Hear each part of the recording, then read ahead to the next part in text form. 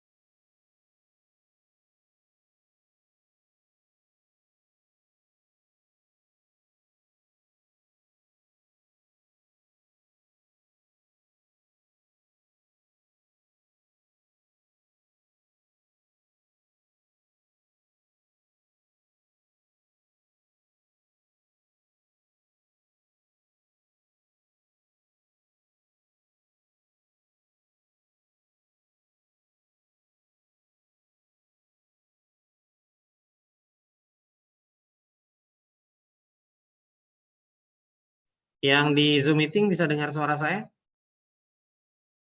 Bisa, Pak. Oh, share screen saya sudah terlihatkah? Sudah, Pak. Oke, good. Oke, tadi sampai di BPDU. Jadi BPDU adalah data unit, protokolnya punya STP, Bridge Protocol Data Unit, sorry.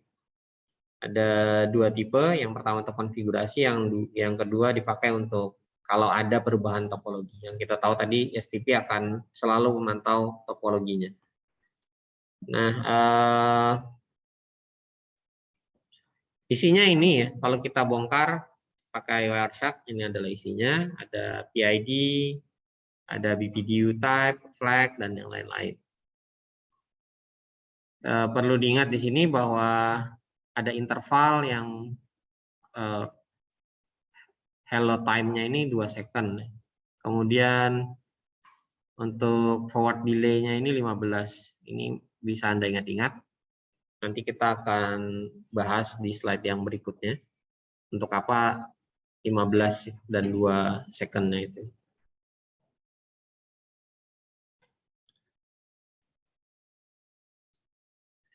Nah, tadi kita juga tahu bahwa STP ini dipakai untuk melakukan kalkulasi agar tidak terjadi loop, tidak terjadi topologi yang menyebabkan broadcast strom atau menyebabkan MAC address flushing. Nah, ada beberapa tahapan yang biasa dilakukan oleh protokol STP dalam konfigurasi.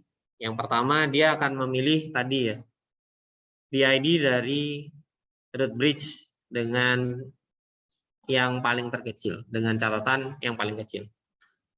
Kemudian cost tadi ya, perhitungan cost, smallest juga yang paling kecil. Kemudian BID, ini dalam network juga dicari yang paling kecil. Kemudian untuk PID, port identity, ini juga dicari yang paling kecil. Jadi ingat-ingat prioritasnya selalu mencari yang paling kecil. Yang paling kecil nilainya akan yang diprioritaskan. Nah, kalau kita lihat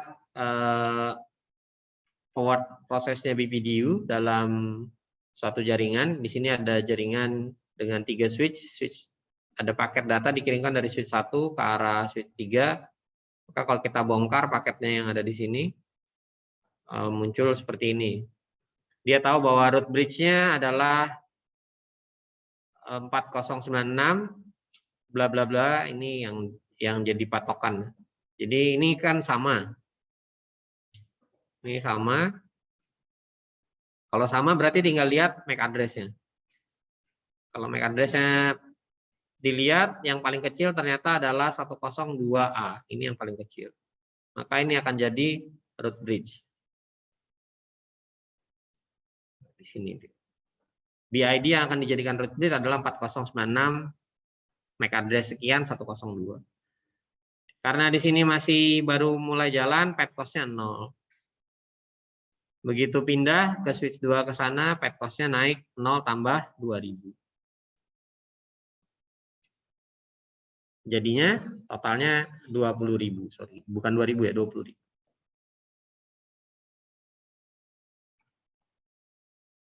Kemudian BID network bridge, ini ya sama, dicari yang paling kecil juga. Untuk kawasan sini, untuk kawasan ini. Untuk kawasan yang ini, saya kasih warna lain.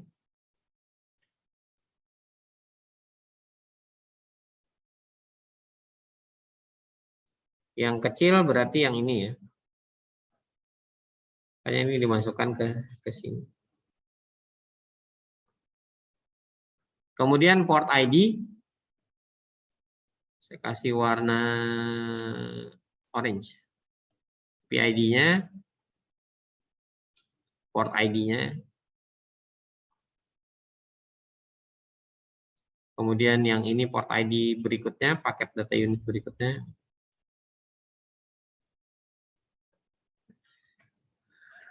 Ya kira-kira seperti itulah forwarding proses dari BPDU.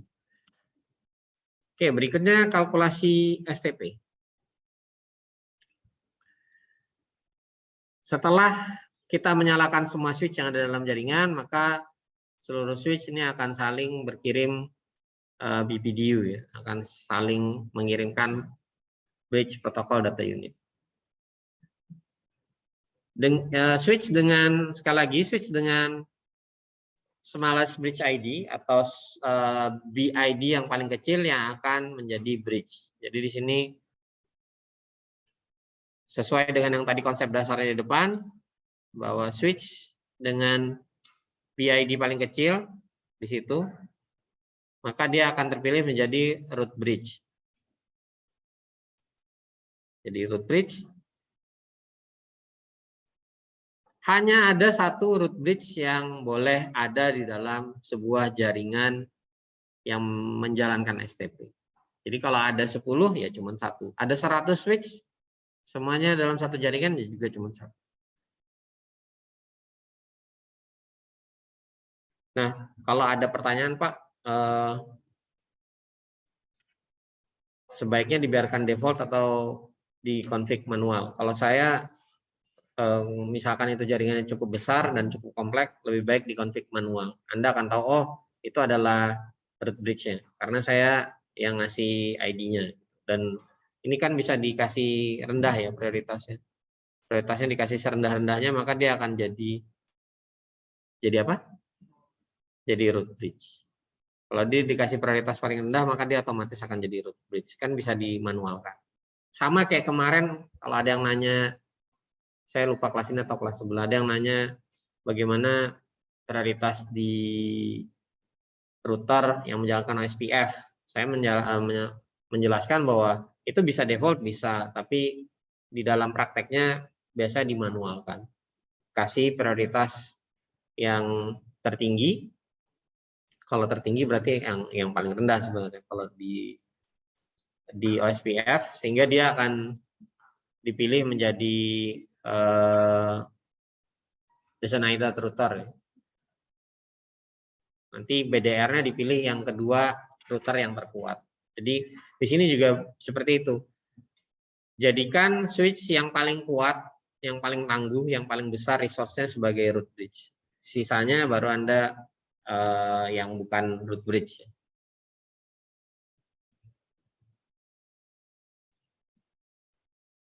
Nah, di sini juga disampaikan untuk menjamin kestabilan network, sebaiknya Anda melakukan setting ini di depan dan melakukannya secara manual. Jadi sekali lagi,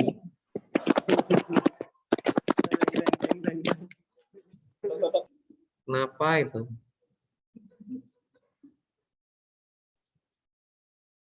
Mungkin dia kangen azan maghrib. Yang paling ditunggu kan sekarang azan maghrib. Oke, kita lanjut. Setiap yang bukan root bridge, kalau dia berhadapan, jadi ini kan yang root bridge tadi ini ya, root bridge ya. Nah, portnya, ini portnya, ini juga portnya. Kalau dia berhadapan dengan root bridge, maka dia akan langsung otomatis jadi root port. Jadi dia akan otomatis jadi root port. Gampangnya gitu. Kalau ada bridge yang non root bridge, root bridge-nya sudah jelas ini ya. Port yang berhadapan dengan root bridge itu otomatis akan jadi root port. Ini yang berhadapan ke sana langsung. Ini juga yang berhadapan ke sana langsung. Maka ini akan otomatis jadi root port. Gampang kan? Pokoknya ingatin aja. Misalkan di sana switch root bridge, di sini bukan. Kalau ada kabel ke sana, portnya yang ke sana itu berarti root port. Sisanya ya yang di root bridge pasti designated port. Gampangnya gitu. Yang di root bridge pasti designated port. Nah, tinggal ngebagi yang di dua ini aja lagi. Kita tinggal ngebagi di dua ini. Mana yang mau kita jadikan designated, mana yang kita jadikan alternate atau block port. Ada yang bilang block port, ada yang juga alternate. Kenapa alternate? Karena kan tadi di depan kita bisa pakai yang di blok tadi buat apa yang di blok tadi? Port yang di blok tadi dipakai buat backup. Good. Buat backup atau buat failover. Nah, di sini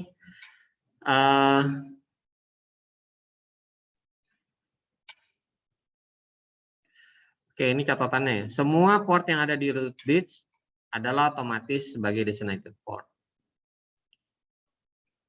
Nah, biasanya di sini nanti akan dihitung cost-nya. Kalau perhitungan cost tadi yang cost paling rendah itu akan dijadikan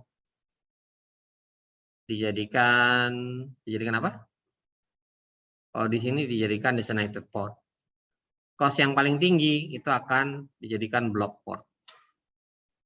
Jadi ini akan jadi designated, di sini juga designated. Yang di bawah itu akan di block. Blok ini enggak permanen. Jadi tadi temannya bilang satu saat kita perlu backup. Nah, ini akan dibuka.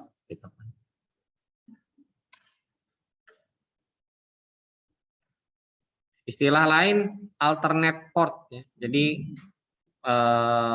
saya sih lebih suka bilang alternate. Alternate. Karena suatu saat bisa dipakai. Kalau misalkan di sini tewas, nah ini bisa dipakai di alternate port. Oke.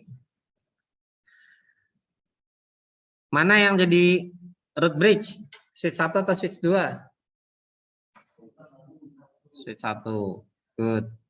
Karena ini ya. Terus ininya kan sama. Ininya juga sama. Terus designated portnya yang mana?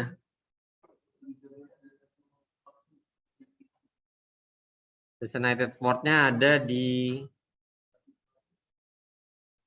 switch 1. Saya kasih nama DP aja ya. DP. Kemudian bloknya ini root port atau yang ini, yang mana root port? Karena ini dihitungnya lebih rendah, kan lebih rendah nih. Portnya kan lebih rendah daripada yang ini ya. Jadi ini diprioritaskan jadi root port. Yang ini alternate port atau block port. Terserah Anda mau pakai istilah alternate atau block. Oke, contoh lagi. Kita naikkan sekarang. Kalau tadi kan 3, nah ini 4. Mana yang akan dijadikan root bridge? Oke, ini ya. Terus root portnya berarti ada di sini. Root port. Iya root port, ini juga root port. Otomatis di sini jadi designated port.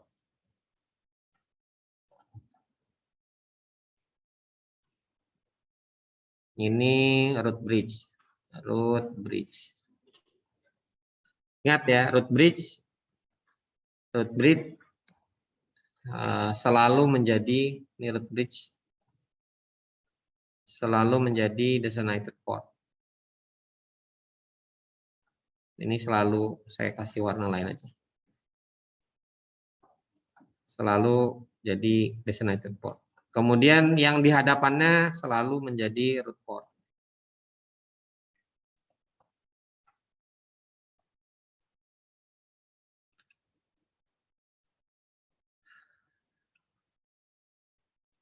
Oke, berikutnya yang di bawah tinggal ditentukan nih, yang paling pojokan ini. Ini kan sudah pasti designated port juga. Ini juga designated port. Kan. Yang mana yang blok?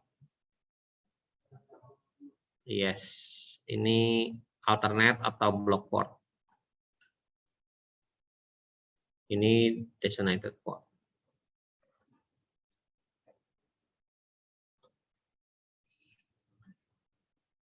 Sampai sini paham ya? Jangan lupa, nanti Anda lupa. Gampang kok. Pahami konsep depannya tadi, yang ini. Kemudian pahami cara kerja perhitungannya, STP calculation-nya ini. Maka Anda akan bisa menentukan ini. Nah, selama proses ternyata ada step-stepnya juga atau ada tahapan-tahapannya juga di dalam STP atau state transition istilahnya. Yang pertama waktu kita nyalakan, ya dinyalakan kan berarti dari down ya, dari posisi down. Baru nyala, maka si switch ini akan memblok seluruh port yang ada. Jadi di blok, tidak akan bisa dipakai untuk memforward data. Akibatnya apa? Kita nggak bisa kirim data. Kemudian dia akan melakukan proses listening dan learning. Listening artinya dia menerima data, kemudian learning belajar dari data tersebut. Ya, disinilah proses di mana tadi pemilihan root bridge dan yang lain-lain itu berlaku. Berulang-ulang terus ya, berulang-ulang terus sampai komplit, baru kemudian bisa melakukan forward data. Jadi Anda baru bisa ngirim data ketika di step yang ini, di langkah yang sini.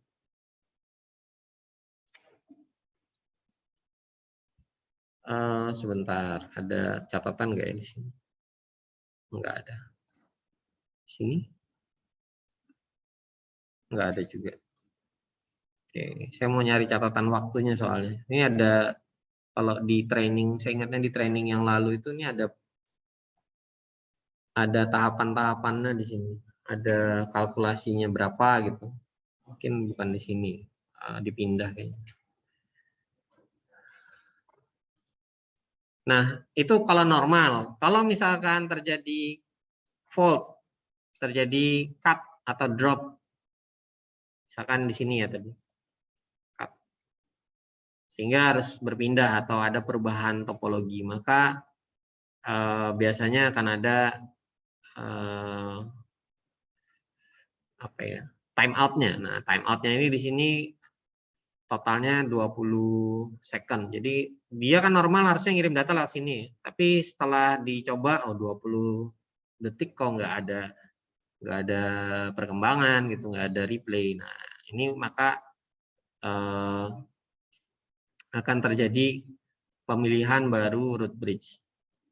Ya, jadi akan terjadi pemilihan baru root bridge.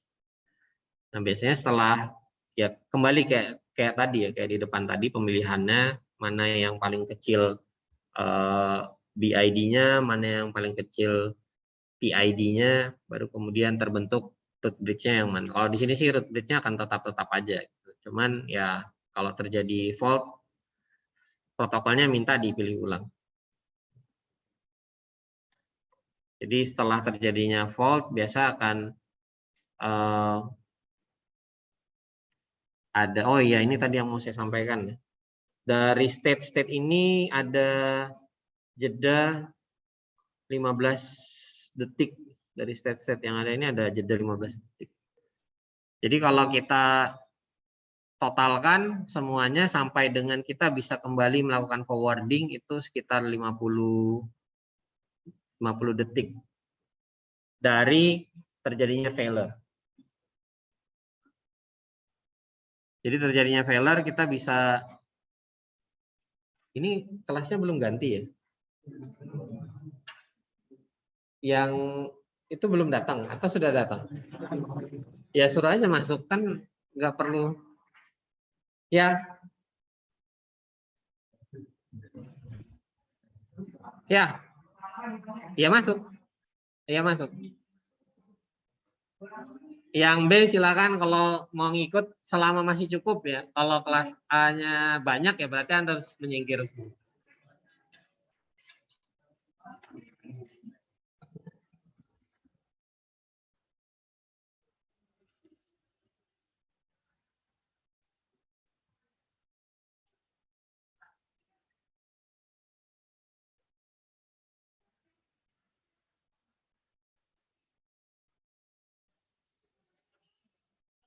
Yang kelas B silakan keluar dulu. Kalau ada sisanya buat kelas B baru.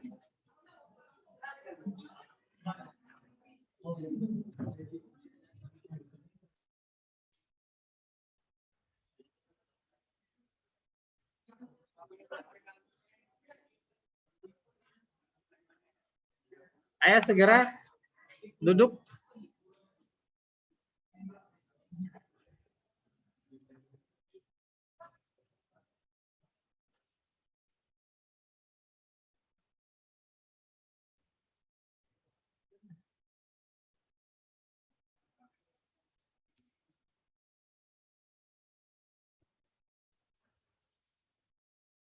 Yang kelas B kalau masih ada sisa boleh kau masuk lagi.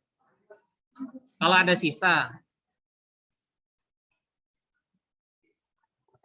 Ya. Yuk.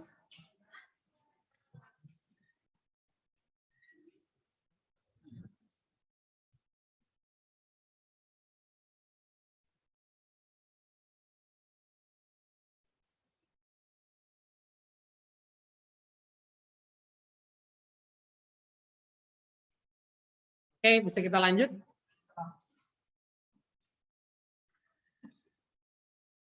Yang di Zoom meeting nggak perlu pindah ya. Oke, saya lanjut ya. Kalau terjadi fault, di sini terjadi fault, yang pakai Zoom meeting di ruangan bisa di close. Daripada datanya tabrakan di langit. Kalau terjadi fault, dia akan melakukan pemilihan baru root bridge, walaupun ya root bridge-nya di sini nggak akan berganti, karena ini udah jelas ya prioritasnya dia dapat lebih tinggi, karena ininya lebih rendah. Jadi makin rendah angka di sini, makin tinggi prioritasnya. Nah, total waktu untuk melakukan pemilihan ulang dan segala macam ini memerlukan sekitar 50 detik atau ya anggaplah 1 menit lah ya. Anggaplah 1 menit. Sehingga 1 menit ini sebenarnya kalau dalam main Mobile Legends itu Anda pasti kalah udah. Kalau nge-push rank bisa dipastikan Anda udah mati. 1 menit loh. 5 detik atau 10 detik aja di ulti 2 kali teler sudah pasti mati lah. Ya kalau yang multi cuma 1 aja mungkin masih bisa bertahan itu. Kalau yang multi ya rame-rame selesai wassalam. Nah, itulah mengapa nanti ada teknologi lain selain STP ini yang bisa diterapkan buat Anda yang suka main Mobile Legends tidak akan terpengaruh ketika adanya perubahan topologi di STP. Ya nggak mungkin topologi ini diterapkan kalau ada yang main game modelnya kayak Mobile Legends kan. Apalagi di sini misalkan ada access point gitu. Nah, access point-nya masuk ke game ke smartphone Anda yang Anda lagi main game tadi ya, entah Mobile Legends kah, Free Fire kah, PUBG dan yang lain-lain. Atau ada yang main Valorant gitu pakai laptopnya, tewas juga selama 1 detik. 1 detik ya 50 second anggap aja dibulatkan 1 detik lah. 1 menit 1 detik. Ya ini akan rugi pastinya. Kita akan bahas generasi STP berikutnya setelah ini. Kita lihat dulu kalau misalkan terjadi fault seperti ini maka biasanya akan terdeteksi oleh si protokolnya, kemudian dia akan melakukan pemilihan ulang dan mencari jalur alternatif. Jadi akan dicari jalur alternatif atau redirect. Dia akan meredirect yang tadinya ke arah sini dirubah ke sebelah sini. Jadi dirubah ke sebelah kanan.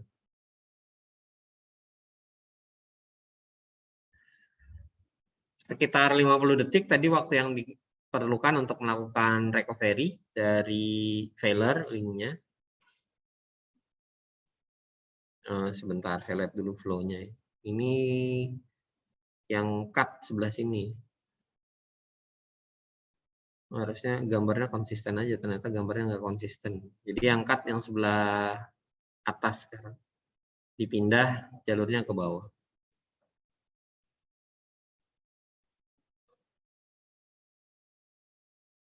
Nah, dalam jaringan yang ada STP-nya, setiap switch ini pasti akan menerima paket BPDU. Jadi dia akan selalu berkomunikasi. Jadi switch-switch ini akan selalu berkomunikasi dengan menggunakan BPDU. Ya, dia akan memonitor apakah jaringan saya baik-baik saja. Kalau ada fault, maksudnya kalau di ping itu RTO sampai dengan 20 second, nah ini berarti ada yang down. Kalau down ya tadi akan ada pemilihan root bridge baru dan juga port-port yang ada, roll port yang ada.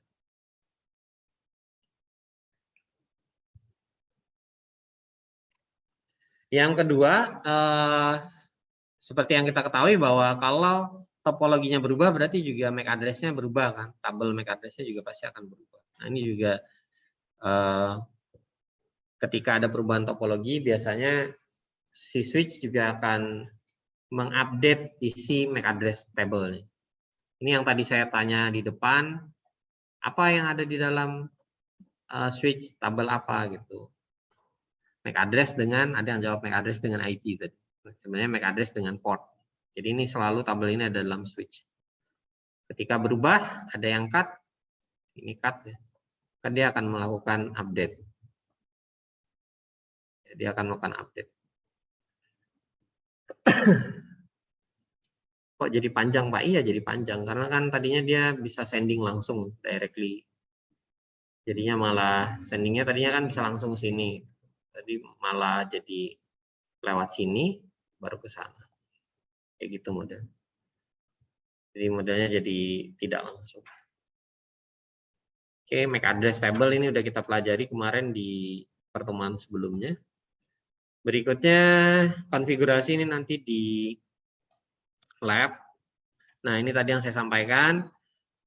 Ini penting kalau Anda setting, ini sebaiknya di set di switch yang paling besar resource komputasinya.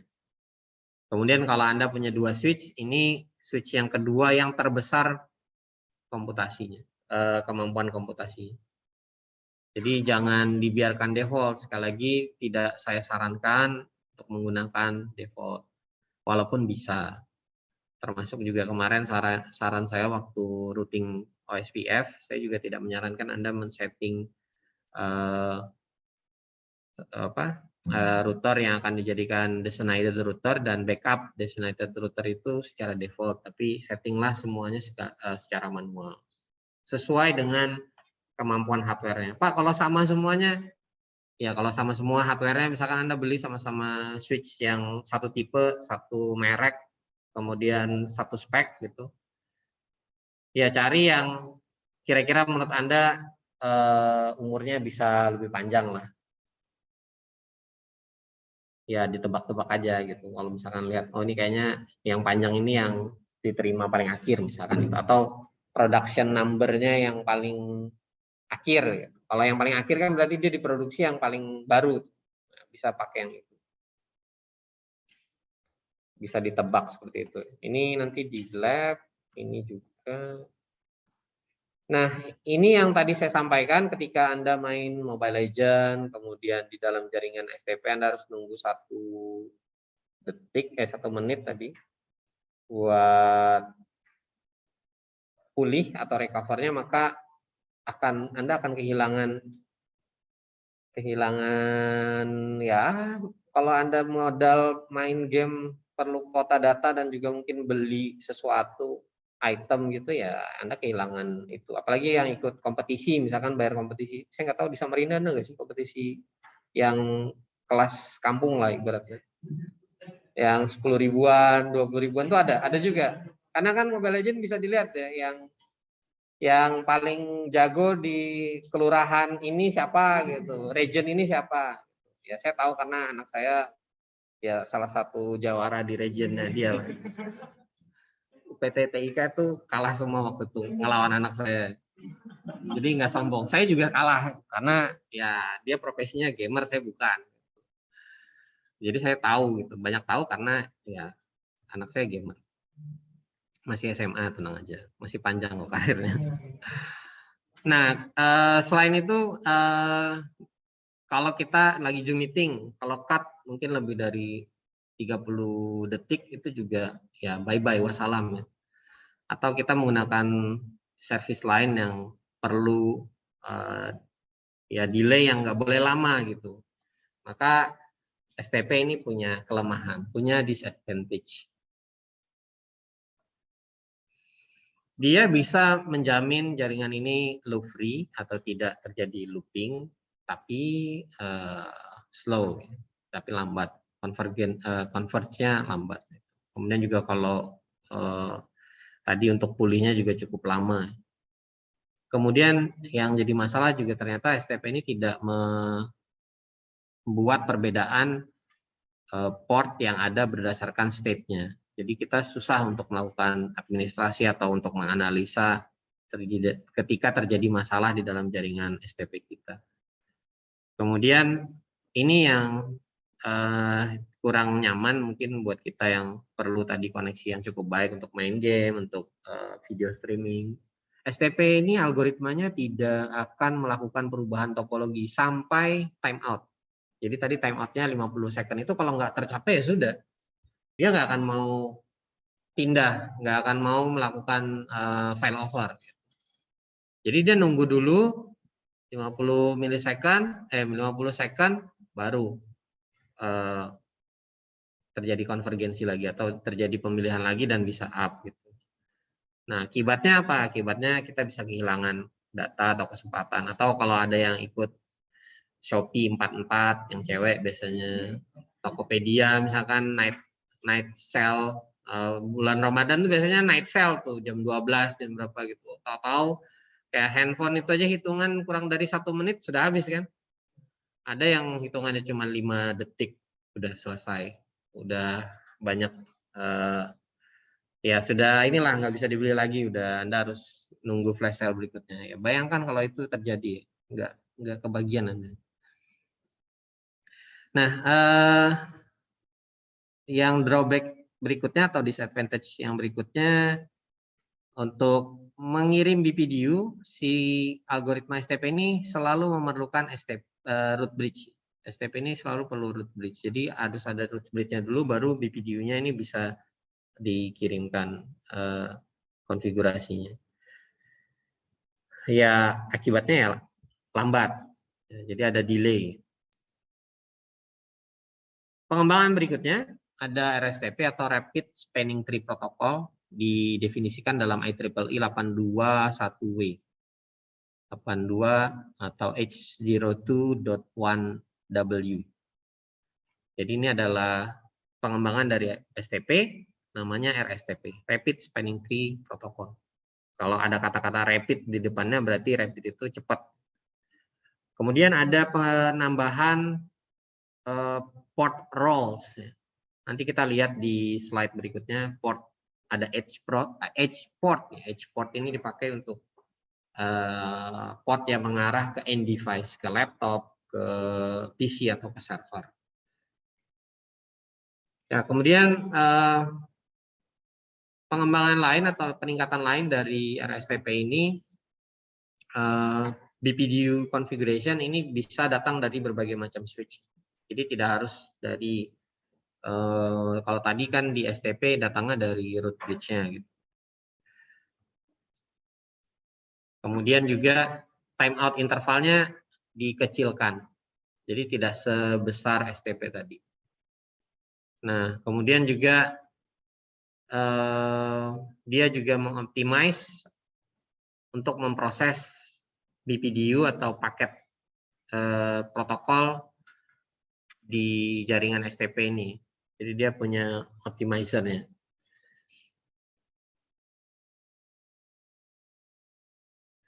Nah, untuk format BPDU-nya sendiri, kalau kita bongkar pakai Wireshark, dia menggantikan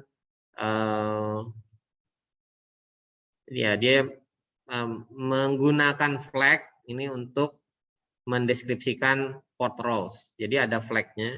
Ini ada ininya nggak ya? Oh, nggak ada ininya, sorry. Nggak ada contoh formatnya. Kalau tadi di STP ada ya, yang panjang tadi. Di sini nggak dilihatkan. Jadi ada flag-nya, kalau kita bongkar pakai Wireshark, nanti flag ini akan mendeskripsikan port roles. Port role tadi yang bridge port, designated port, alternate port, yaitu port role. Kemudian pada saat terjadi perubahan topologi di RSTP ini karena sudah dioptimasi, kecepatannya jauh lebih baik ya ketika topologinya berubah. Nah, tadi di depan saya sudah sampaikan ada penambahan port roles untuk RSTP. Ada backup port namanya. Kemudian ada satu lagi edge port. Edge port ini untuk tadi laptop, PC atau ada server yang terhubung langsung dengan switch. Ini edge. Edge ini maksudnya di ujung nih, sudah di ujung. Edge itu artinya ujung. Ujung dari jaringannya. Ujung jaringannya apa? Host. Ini host.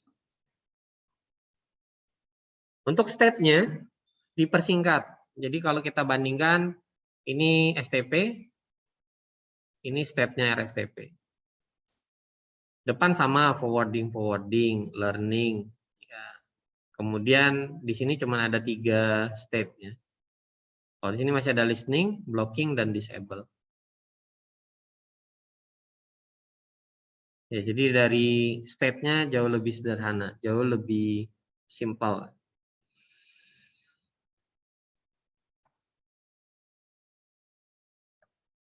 Kayaknya nggak ada keterangan lanjut. Kayak ini materinya dipersingkat ya. Kalau materi sebelumnya sebenarnya lebih banyak lagi yang harus disampaikan. Tapi nggak apa-apa lah, lebih bagus gitu. Nah, kalau Anda masih ingat yang kemarin, VLAN, ya VLAN sama-sama makhluk di layer kedua dengan STP. Protokol VLAN dan protokol STP sama-sama berada di layer kedua. Akibatnya apa kalau misalkan kita pakai STP atau RSTP? Akibatnya ya VLAN juga akan terpengaruh kan. Ya, VLAN juga pasti akan terpengaruh akibat adanya STP dan RSTP. Kalau saya sampaikan kebalikan, STP and RSTP both have a defect. Dua-duanya punya defect ya terhadap VLAN. Akibatnya apa kalau misalkan kita buat STP atau RSTP, kalau ada load balancing VLAN di dalamnya ini tidak bisa dilakukan. Karena load balancing, masih ingat kemarin? Apa load balancing? Kalau ada dua jalur, loh kok nggak mau? Sebelah kirinya kenapa itu? Ada dua jalur, misalkan ke sana bandwidth-nya 10, misalkan ke sini bandwidth-nya 50, load balancing jadinya kayak gimana? Di sini ada 6 paket atau 6 frame. Kalau di layer 2 pakainya frame. Maka, wih kok bisa hilang sendiri? Wow.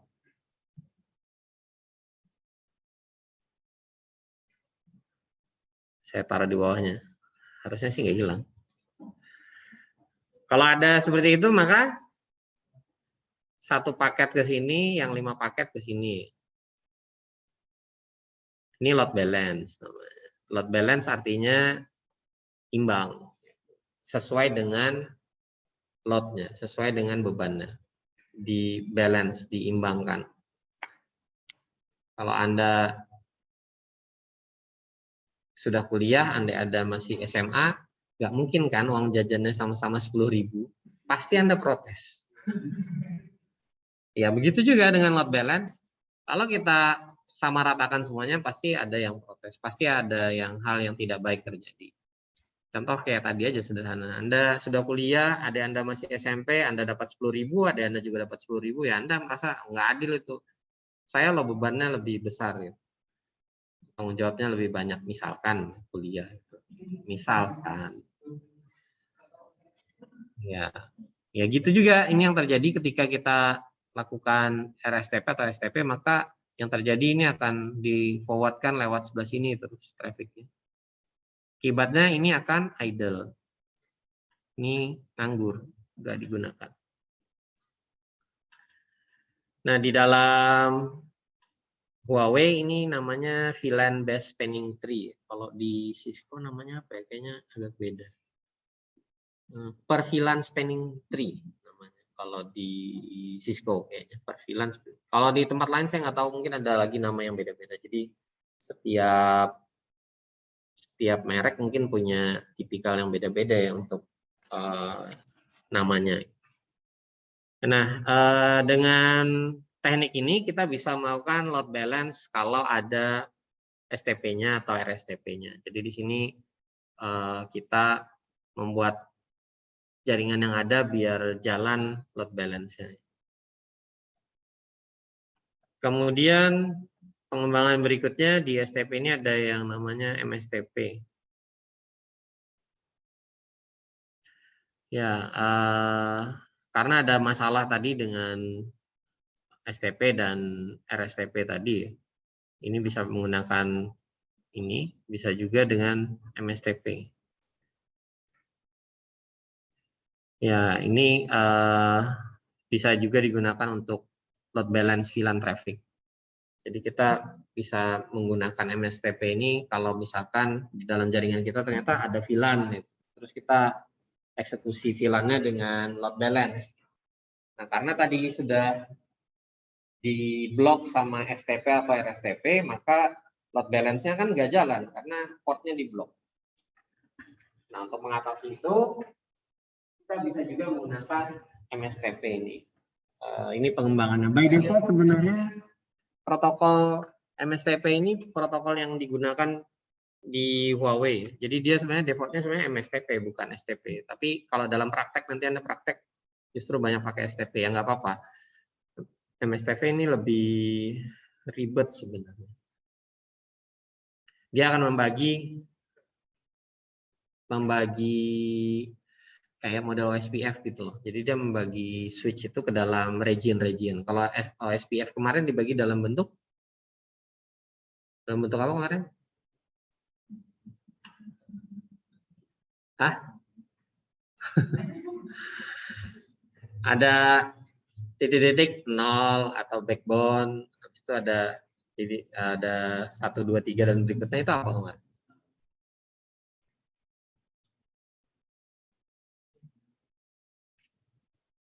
Apa kemarin? Ya, pokoknya itulah. Anda buka kembali.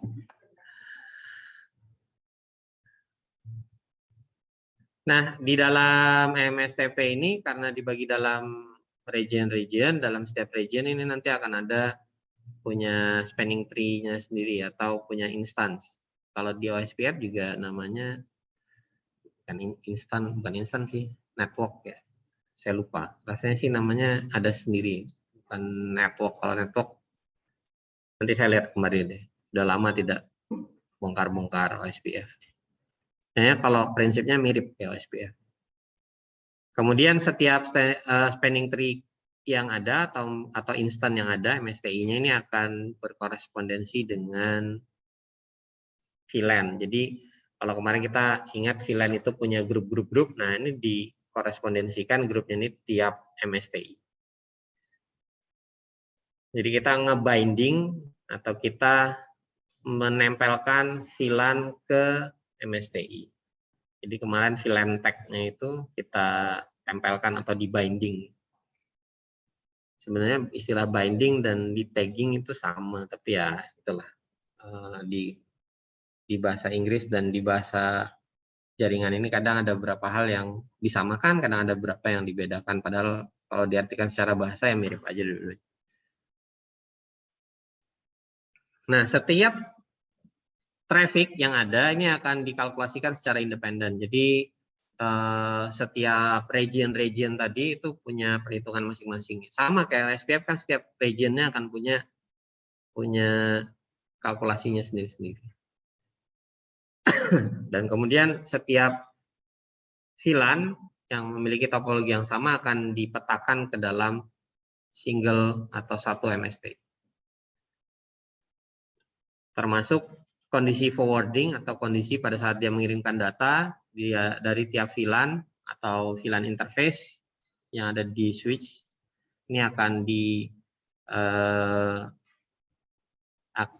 didetermine atau akan didefinisikan atau dieksekusi lah istilahnya oleh si MSTI, state MSTI.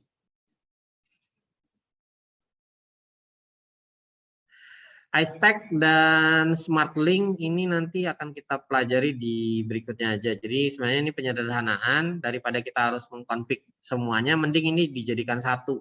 Jadi ini kan ada dua switch nih. Repot toh, padahal fungsinya sama aja. Kenapa nggak dijadikan seolah-olah ini satu switch? Misalkan ini 24 port, ini juga 24 port, kenapa nggak kita jadikan satu kesatuan totalnya jadi 48 port switch? Secara virtualnya 48, secara fisiknya terpisah 2. Nah, ini bisa dengan menggunakan iStack namanya. Ini juga proprietary kayaknya sih, punyanya si Huawei. Berikutnya SmartLink ini juga proprietary-nya si Huawei. Nanti kita akan pelajari ini di section yang berikutnya. Mudah-mudahan terkejar. Tinggal 15 menit. Ada yang mau ditanyakan? Kuis bisa Anda kerjakan di LMS. Ya, tadi kita sudah lihat. Loopback interface. Loopback itu dipakai kalau sebenarnya harusnya sih semua pakai loopback. Setiap router harusnya punya loopback interface.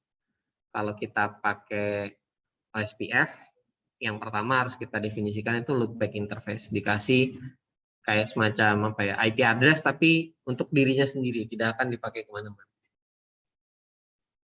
Nah, loopback interface ini biasanya /32. Jadi kalau kita ngasih IP dengan /32 itu bisa kita anggap itu sebagai loopback interface. Ada lagi mungkin yang lain? Di USPF kemarin ada loopback. Yang lain?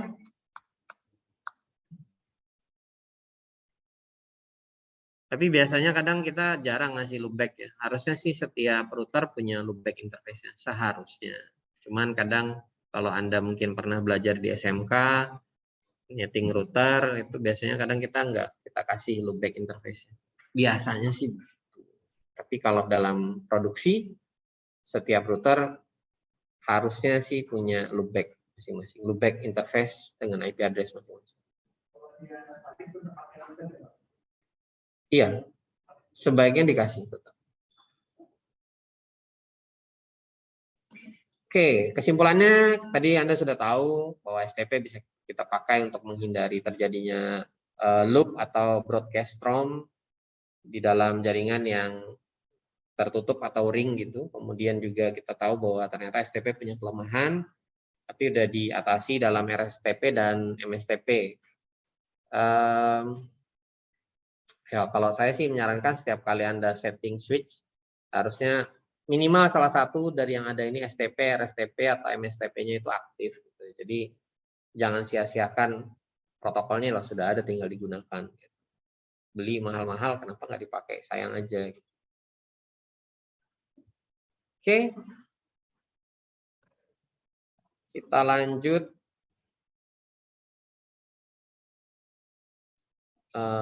Intervilan sedikit deh.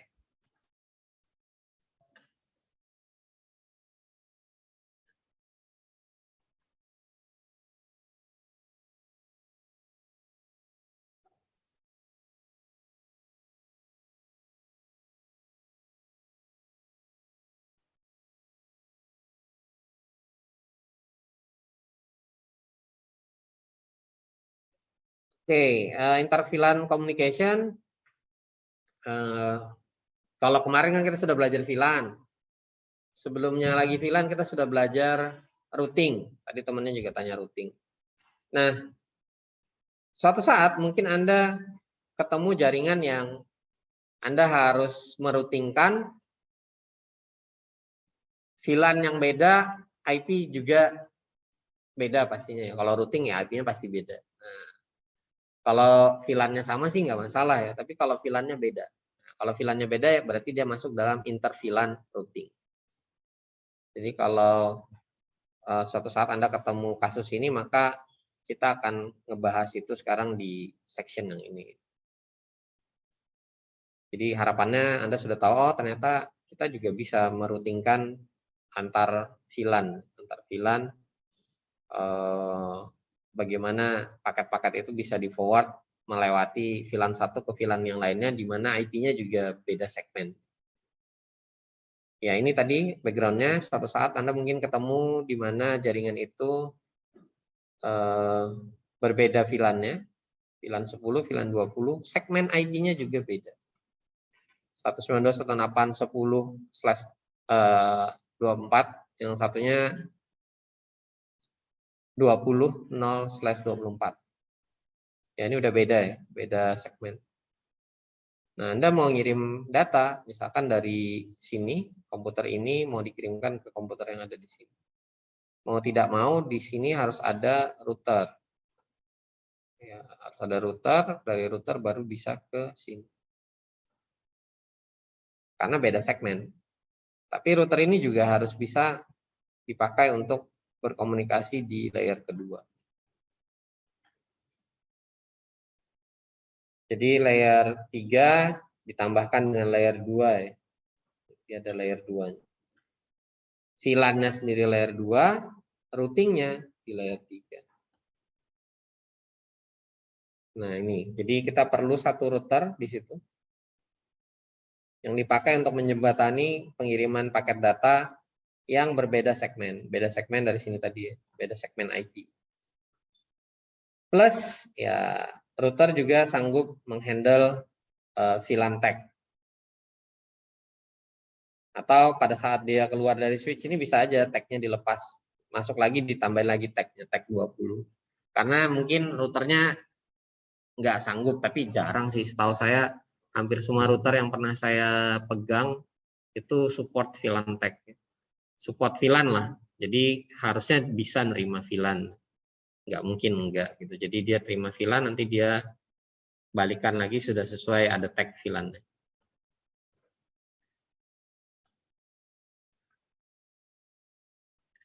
Nah, solusi yang pertama kita bisa menggunakan physical interface dari VLAN. Jadi physical interface-nya kita kasih IP yang satu subnet, satu segmen ya. Ini yang ke arah 10/24, 10.0/24 ya. Ini tadi 10/024. Gateway-nya ke arah router. Ini kan kalau komunikasi ini gateway-nya. Gateway-nya di sini. Saya kasih warna biru deh satunya. Nanti begitu keluar yang biru, yang VLAN 20 ini kan ada di 20.0/24 ya. Ini gateway-nya di sini. Jadi begitu ini mau PC1 mau kirim data ke PC2, begitu dia masuk proses routing, dia masuk ke sini, nanti dia dikirimkan ke sini.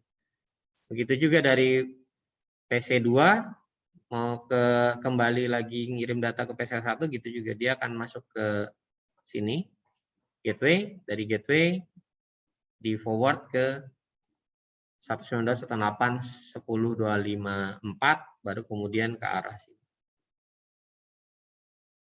Ya, kita bisa menggunakan physical interface. Kita kasih IP address yang ada di situ. Nanti tag untag-nya diatur di sini. Kalau routernya nggak support. Kalau routernya support ya kita bisa nge-tag di routernya sebenarnya. Berikutnya kita bisa bikin sub interface atau virtual interface lah ya. Bisa dibilang virtual interface atau dot. Pakai dot. Ya, ini kita kasih ini. Kita bikin virtual interface G001 gigabit Ethernet 0001.10. Yang di sini virtual interface-nya .20. Ya, ada titiknya ya di sini. Jadi kita bikin dalam tanda kutip seolah-olah ada interface baru. Sebenarnya nggak ada .20, .10 itu nggak ada. Kita aja buat, kita bikinin baru virtual interface, baru kita masukkan IP address-nya di sini. Ya, ini nanti akan dipakai seperti ini juga modelnya. Jadi sub interface ini adalah virtual interface.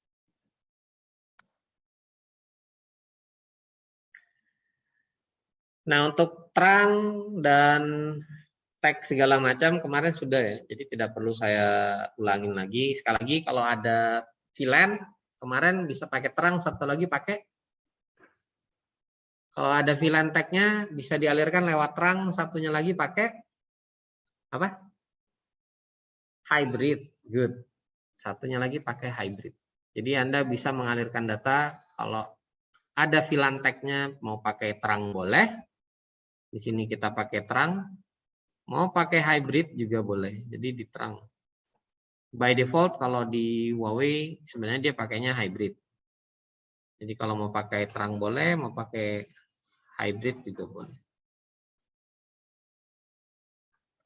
Ini contohnya nanti Anda bisa gunakan di lab.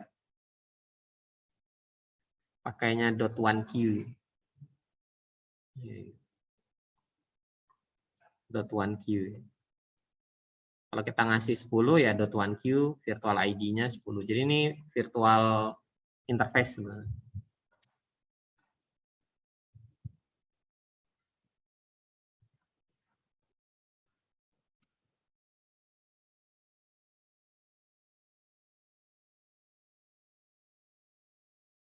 Nah, kita juga bisa menggunakan VLAN EF interface ya untuk melakukan inter-VLAN communication atau komunikasi antar VLAN.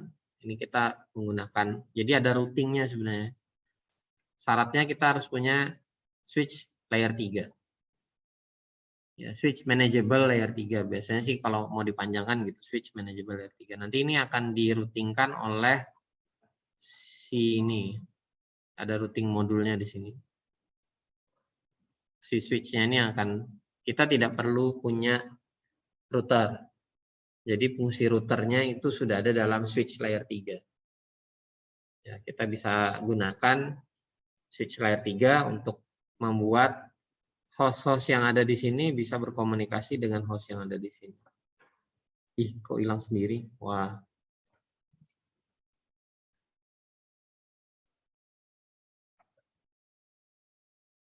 Ini konfigurasinya, kita bisa pakai VLAN IF di situ. Biasanya sih switch yang layer 3 ini harganya memang lebih mahal daripada switch yang layer 2 manageable biasanya.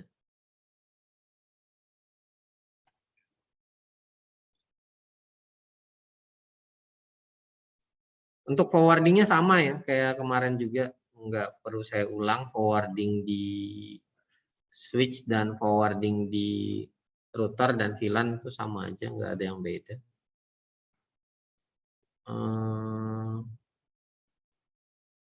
Ini juga, ini kalau ada NAT-nya, sebentar.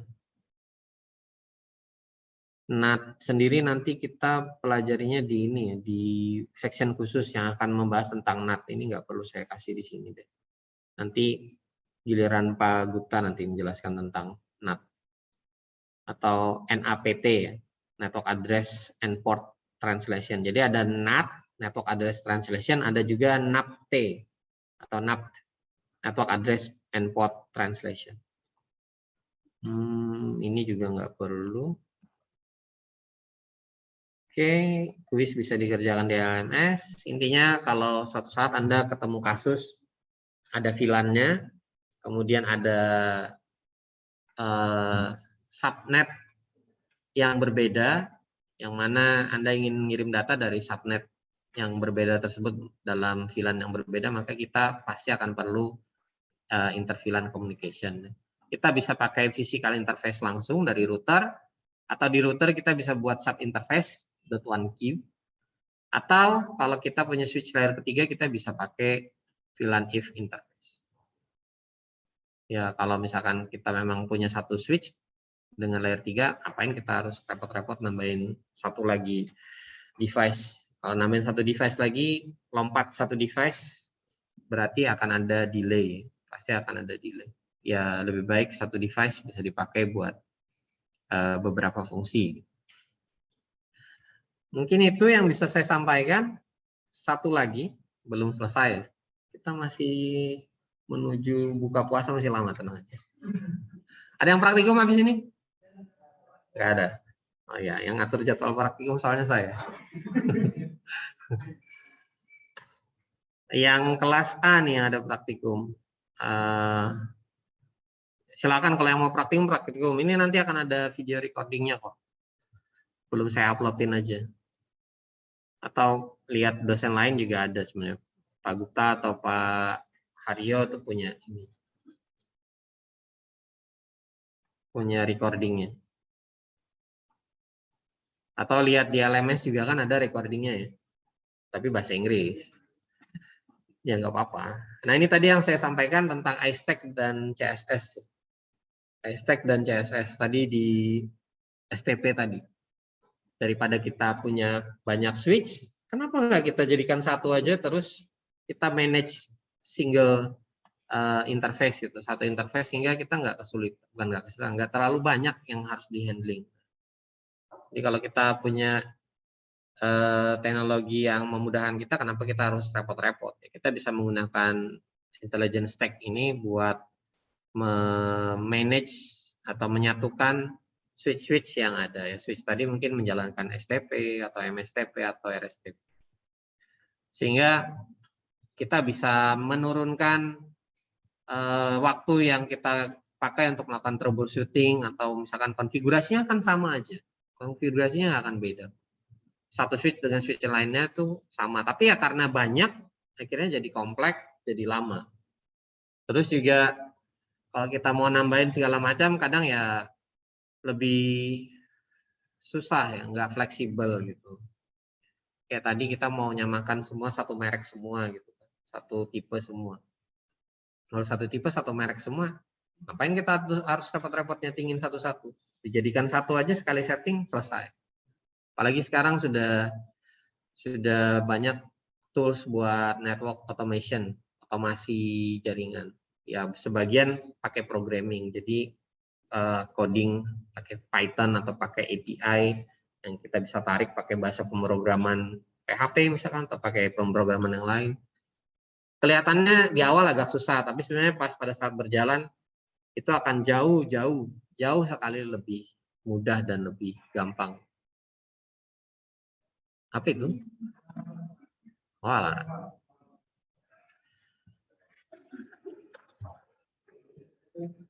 Nah, nanti di sini juga ada terkait dengan link aggregation, artinya kita bisa menyatukan link tadi di dalam satu kesatuan ya, seolah-olah satu kesatuan. Kalau tadi kan kalau saya tadi berbicara alatnya, switch-nya kita jadikan seolah satu. Nah ini juga linknya, jadi ada beberapa jalur, seolah itu cuma satu jalur. Salah satu protokol yang bisa kita gunakan untuk menggabungkan atau mengagregasi jalur-jalur tadi atau link tadi, kita bisa menggunakan LACP atau Link Aggregation Control Protocol. Terus juga nanti sedikit kita bahas tentang iStack dan CSS. CSS ini bukan programming di web ya, bukan cascade, bukan style and cascade untuk di web. Nah, kan tadi sudah kita bahas bahwa untuk menjaga reliabilitas atau kehandalan sebuah jaringan, kita bikin banyak link-link lah, redundan gitu, bisa lebih dari satu. Boleh 4, boleh 8, sekuatnya lah. Ini nggak perlu, Anda bisa baca sendiri. Ini di switch-nya ya. Kemudian di STP tadi kita bisa buat switch ini dengan menggunakan STP. Ini alternate. Kalau alternate berarti dia nggak akan dipakai, ini akan jalan. Kalau cut baru pindah, cut baru alternate-nya jalan, pindah ke situ.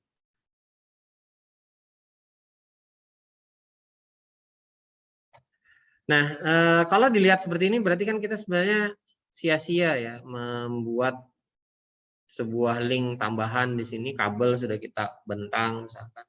Ngapain kalau di idle kan aja nggak pernah kepake. Anggap jaringan kita tuh begitu sempurnanya sehingga tidak pernah terjadi down. Ya yang dipakai yang sebelah sini terus.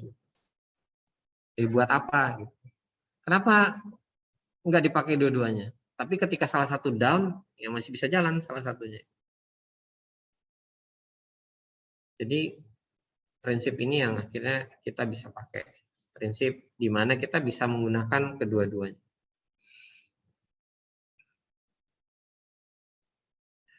Nah, kalau kita punya STP, maka di sini kan yang akan diblok. Ini diblok. Akhirnya yang jalan cuma ini aja terus-terusan. Kita bisa menggunakan ether terang ini untuk melakukan bonding. Istilahnya kalau yang pakai mikrotik mungkin ada pernah dengar istilah bonding.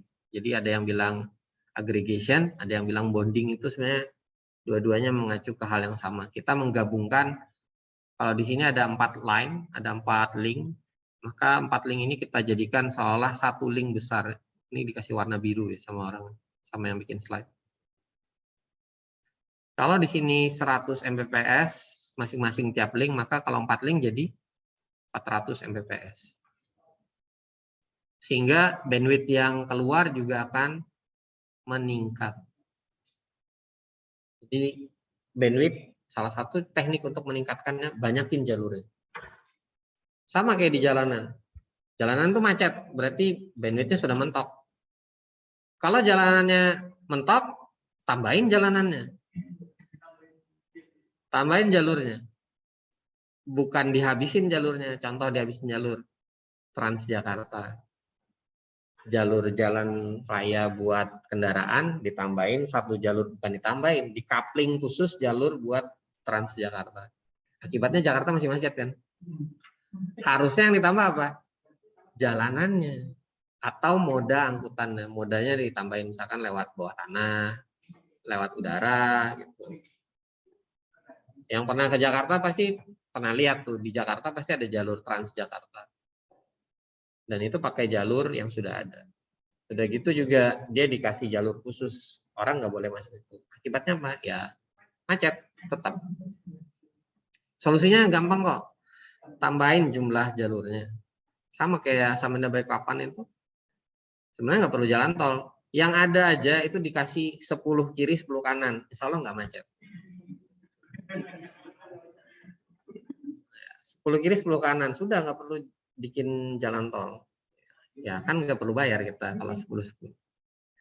Tapi ya jalan tol ada juga bagus juga sih.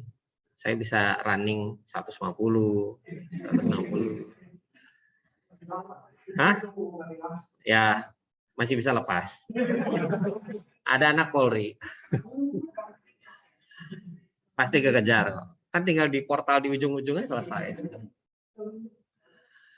Nah, di Ethertrunk sekali lagi kita bisa memasukkan member link atau memasukkan jalur-jalur yang ada ini ke dalam anggota interface Ethertrunk. Jadi kita bisa masukkan. Ada syaratnya, ada syaratnya. Syaratnya pertama port-port yang ada di sini itu semua harus setipe. Portnya harus setipe. Kalau dia interface-nya itu pakai gigabit, harus gigabit semua. Kalau dia runningnya duplex, full duplex maksudnya, ya semua harus full duplex. Kemudian VLAN ya semua harus sesuai ya. Kalau dia hybrid ya hybrid, kalau dia terang ya terang, itu semuanya harus sama. Nggak boleh ada yang beda. Jadi sekali lagi kita bisa memasukkan link atau port yang ada dalam satu kesatuan Ethertrunk interface ini dengan syarat semuanya harus sama. Tidak ada yang berbeda.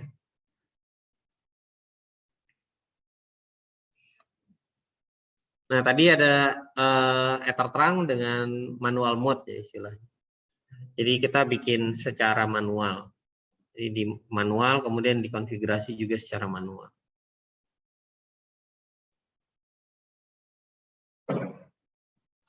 Nah, di sini LACP-nya atau link aggregation control protokolnya nggak dipakai buat negosiasi. Maksudnya negosiasi di sini dan di sini. Jadi ini semua kita create manually.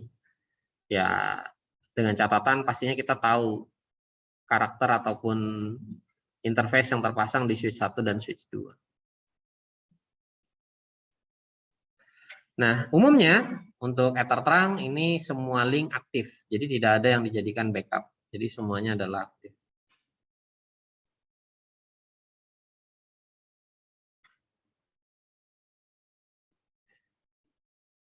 Kemudian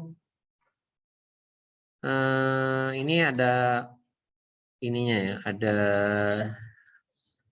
kerugian di manual mode ini. Oke, tadi kita sudah sepakat bahwa interface-nya itu sama semuanya. Kemudian ditambahkan ke dalam Ethertrunk.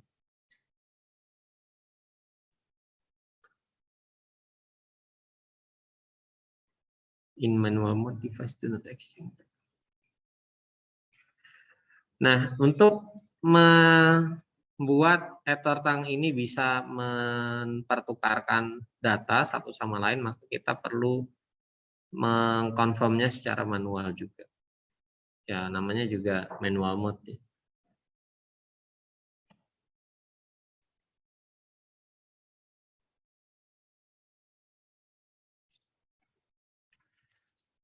Di dalam manual mode, si anggota link ini bisa atau Ethertrunk ini bisa mengetahui bahwa switch itu portnya bermasalah kalau physical layer-nya ini memberitahukan bahwa dia memang lagi down. Jadi ini baru bisa ketahuan kalau ini ada flag ataupun ada penanda bahwa ini memang down linknya. Kalau itu enggak di push atau enggak di notif oleh physical layer-nya, maka dianggap itu baik-baik aja gitu. Jadi tetap akan dikirim paket di sini. Yang lewat sini akan tetap kirim frame di sini. Sampai sana ya di drop. Akibatnya ini akan jadi sia-sia gitu. Ya wasted lah. Hingga perlu ngirim ke yang sebelah sini, dipindah pengiriman. Ya ini salah satu kejelekannya. Kalau dia nggak tahu bahwa link yang di depannya itu ternyata down. Kecuali kalau misalkan ada state bahwa atau ada status bahwa physical layer-nya itu memang down, nah baru wow. Kenapa ini? Oh iya, itu memang pernah bermasalah waktu saya masuk. Kita ganti pakai TV aja deh. Kapan hari ini juga agak bermasalah.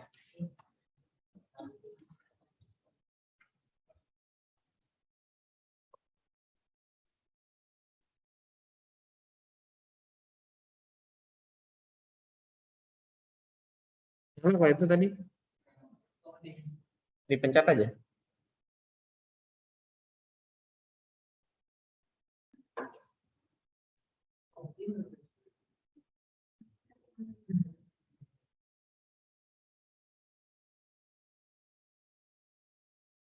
Loh, kok TV shotnya?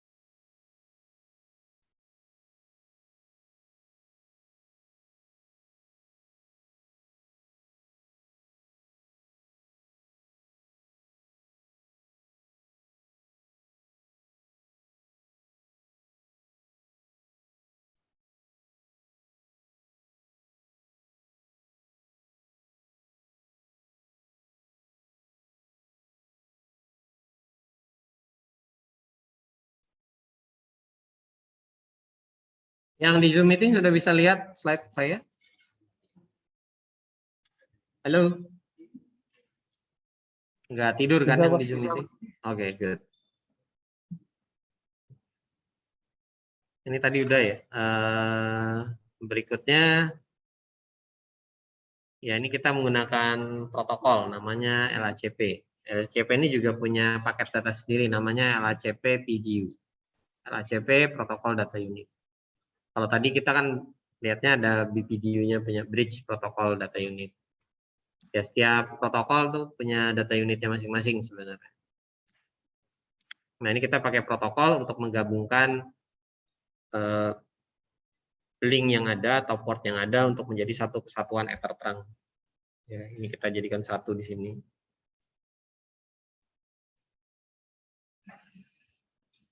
Nanti biasanya dikirim dari sini ke yang mau dimasukkan peer-nya di sini. Nah, bedanya di sini dia punya kayak slave and master gitu, atau di sini disebutnya aktor. Jadi dia punya aktor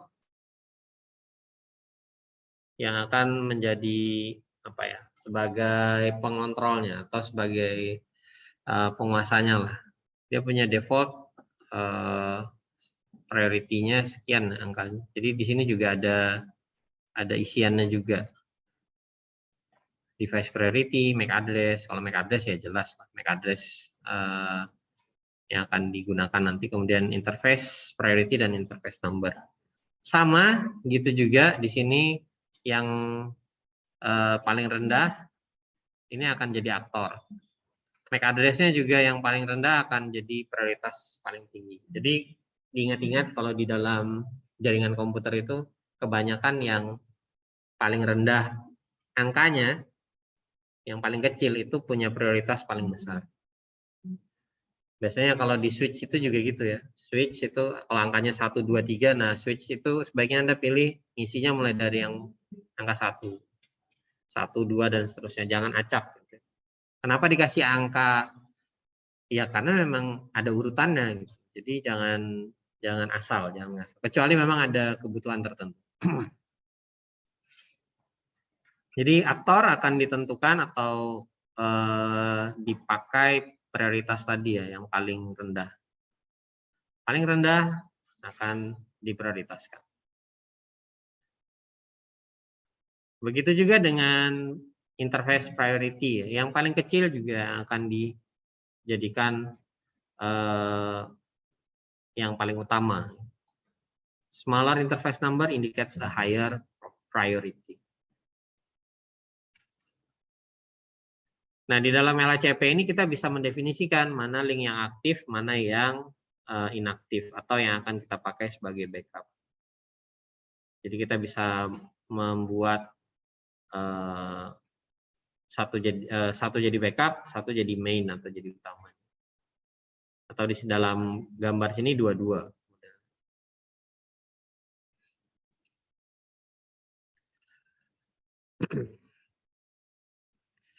Untuk memilih mana yang mau diaktifkan, sekali lagi si LHCP ini akan mengambil link yang dengan prioritas paling tinggi. Jadi bukan acak ya. Jadi ada sekian. Tadi kan ada 2 ya. Ada 2 gitu. Yang di reserve atau yang disediakan untuk standby.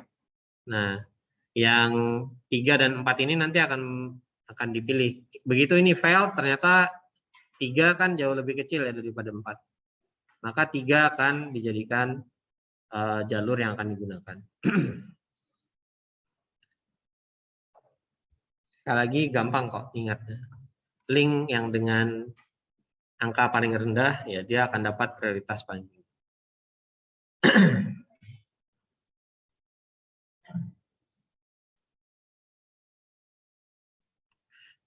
Oke, ini tadi sudah ya. Switch dengan prioritas tertinggi ya berarti yang paling rendah yang akan dipilih sebagai aktor. Ini juga sudah, ini juga sudah. Activation juga sama. Ya, berikutnya load balance. Tadi sudah saya cerita sedikit juga di depan load balance. Kalau tadi saya cerita di kelas A ya. Load balance kelas A atau kelas ini? Yang uang tadi? Kelas B. Oh ya, kelas B yang pertama ya. Ini kelas A. Tapi dengar kan tadi? Dengar apa tadi? Kok nggak jelas? Kalau Anda sudah kuliah, Anda masih SMP atau SMA, uang jajannya dikasih sama-sama 10.000, protes nggak? Yang nggak protes angkat tangan. Oh, nggak ada yang protes. Begitu juga dengan di sini ya, kita bisa membuat load balancing karena ini kan bukan anggap aja. Aturannya tadi apa? Terang. Semua harus punya rate atau kecepatan transfer yang sama. Jadi sama. Kalau ada 4 paket masuk, maka masing-masing akan mengirimkan satu-satu. Karena transfer rate-nya sama. Ini per paket load balancing. Jadi setiap paket akan dikenakan rule load balancing. Ada juga setiap aliran, per flow. Jadi kita bisa membaginya per flow. Ada yang kita alirkan khusus lewat sana, paketnya lewat sini. Ada yang, waduh warnanya saya ganti deh, warna biru. Yang dari sini kita alirkannya lewat sini. Ya ini per flow namanya. Jadi ada yang per paket, ini per paket. Tiap paket, dia nggak peduli dari paket manapun, dari komputer manapun, pokoknya ada paket didistribusikan secara merata. Tapi ada juga yang berdasarkan flow-nya, arah alirannya, dari mana ke mana. Kalau dari sini nih, dari gambar ini aja, kira-kira apa yang bisa dijadikan dasar untuk arahnya ini? Apa yang bisa dijadikan dasar dari arahnya? Hah? Saya tampung dulu deh. Yang lain? Apa yang bisa dijadikan dasar untuk flow-nya ini? Saya gambar orang. Penerima, oke. Penerima apa aja? Iya, penerima itu apa aja yang bisa kita jadikan di sini? Ya, ini destination ya. Destination address. Kalau dalam layer 2 pakainya MAC. IP juga bisa sebenarnya, ada juga IP. Selain destination, apa yang kita bisa jadikan lagi? Di sini, source address. Kan kita mengatur arahnya. Arah itu kan dari mana ke mana. Oke. Makanya saya lebih suka gambar orang ini, nanti Anda pasti akan ingat lagi, oh ada tujuan, ada pengirim. Ini berlaku terus sampai Anda bosan di dunia jaringan komputer, Anda keluar ya, mungkin tidak berlaku lagi.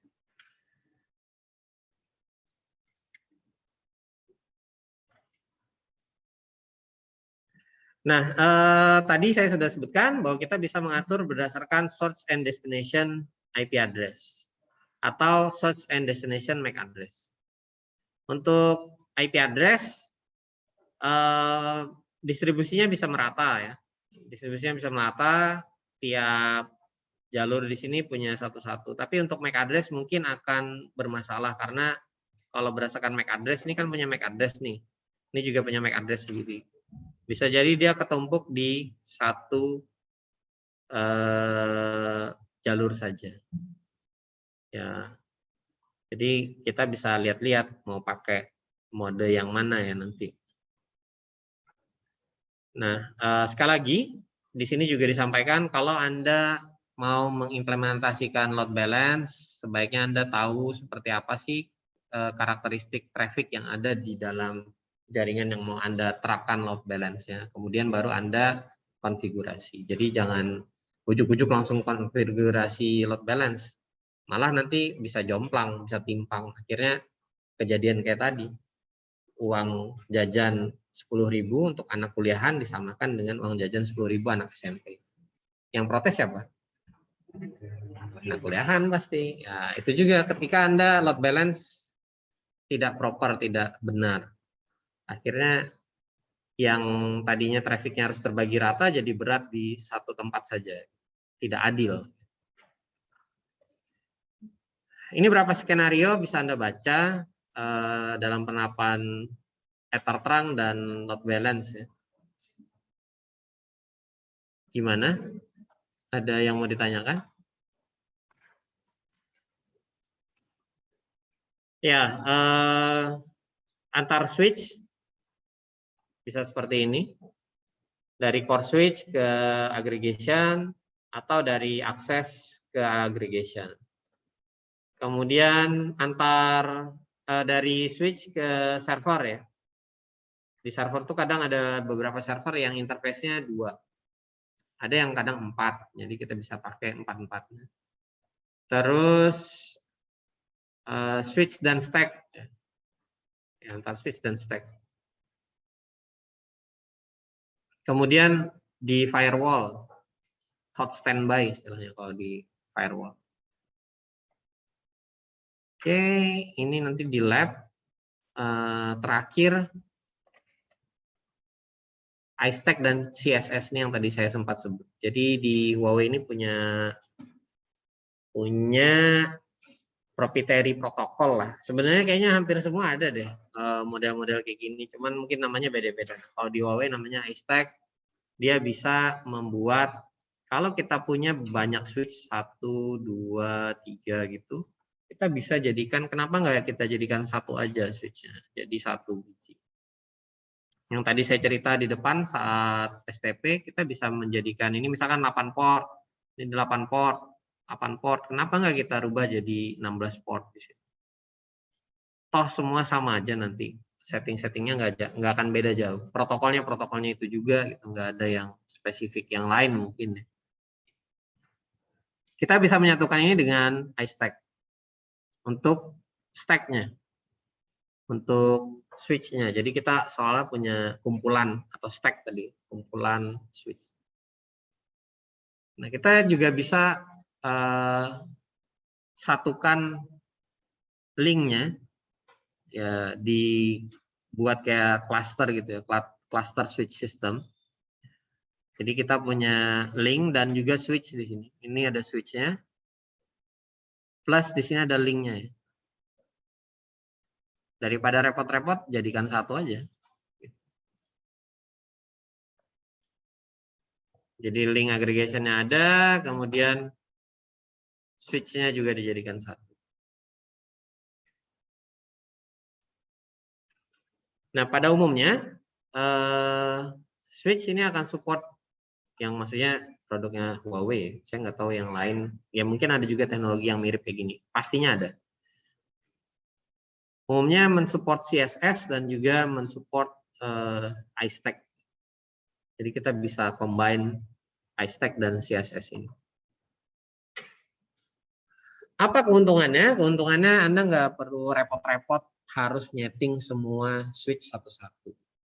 Anda juga nggak harus repot bikin link juga satu-satu. Semua sudah bisa kita jadikan yang tadinya ini kompleks ya. Kompleks sudah jadikan aja satu. Ini kan ini satu grup, ini satu grup, loh kok masih merah? Ini satu grup, ini juga satu grup. Tinggal dijadikan satu, kemudian yang merah itu dijadikan satu, kemudian yang hijau juga dijadikan satu. Dari sini Anda juga nggak terlalu repot memikirkan harus setting STP atau MSTP yang tadi sudah membuat kepala Anda pusing, ya kan? Mana yang harus diprioritaskan, gimana cara ngitung prioritasnya segala macam, tapi ya itu tetap harus diajarkan biar Anda nanti suatu saat siapa tahu ketemu, wah saya nggak bisa pakai iStack Pak, nggak cukup buat beli router Huawei gitu, switch Huawei, saya sanggupnya beli switch yang TP-Link yang murah-murah aja gitu. Ya ini masih bisa dipakai STP-nya atau RSTP-nya selama disupport. Jadi kita bisa satukan semua jadi satu, manajemennya juga cuma cukup satu saja. Ya, ini contoh aplikasinya atau pengaplikasiannya. Kita bisa satukan yang ada di sini menjadi seperti yang di sebelah kanan. Sama ini juga, ya kalau kita satukan, berarti kita juga otomatis menambahkan backup dan juga meningkatkan bandwidth. Otomatis secara tidak langsung kalau kita satukan, kita akan meningkatkan bandwidth yang tadi ya. Kalau kita punya 4 jalur, satu jalurnya 1 giga, maka 4 jalur tadi jadi 4 giga. Bandwidthnya meningkat jadi 4 kali lipat. Kemudian yang tadinya cuma 1 jalur, kalau ada 4, maka kita punya redundan atau punya backup 3 jalur. Ya ini kalau kita mengaplikasikan MSTP atau VRRP, vector routing, ini juga bisa. Daripada kita satu-satu di setting satu, habis itu nyeting 2, mending dijadikan satu. Jadikan satu, ini cukup 1 kali setting, bisa diimplement kedua-duanya.